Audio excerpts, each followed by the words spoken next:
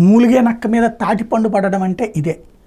అసలే అంతర్జాతీయంగా ఉద్యోగ ఉపాధి అవకాశాలు కోల్పోయి తద్వారా ఆర్థిక మాంద్యం వచ్చిందన్న భయాందోళనలతో స్టాక్ మార్కెట్లో కుప్పకూలుతున్నటువంటి వేళ ఇరాన్ ఇజ్రాయెల్ వార్తో మరింత దారుణమైనటువంటి పతనమైంది. ఇప్పుడు తాజాగా బంగ్లాదేశ్ ఇంపాక్ట్ కూడా స్టాక్ మార్కెట్లని వేటాడుతున్నటువంటి పరిస్థితి.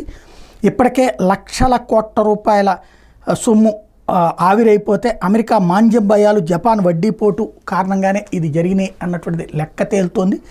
తాజాగా చూస్తే క్రమంగా ఆర్థిక మాంద్యం ఏ స్థాయికి వెళ్తుంది, ఎందుకంటే ఇప్పటికే రూపాయి 84.09 కనిష్ట స్థాయికి పడిపోయినటువంటి దశలో భవిష్యత్తు పరిస్థితులు పరిణామాలు ఎట్లా ఉంటాయో అర్థం కావట్లేదు. ఎందుకంటే అమెరికా యూరోప్ దేశాల్లో సంస్థలు బాగా పనిచేస్తుంటే వాళ్ళు ఇక్కడ మనకి వర్క్ ఇస్తుంటే మన దగ్గర ఉన్నటువంటి సాఫ్ట్వేర్లు కార్పొరేట్ కంపెనీలు నడుస్తూ ఉంటుంటాయి, కాంట్రాక్ట్లు ఇస్తూ ఉంటుంటాయి. అదే అక్కడే తేడా వస్తే వాళ్ళే ఇవ్వలేని పరిస్థితులు ఉంటే అప్పుడు మన వాళ్ళ పరిస్థితి ఏంటన్నదే సందేహం.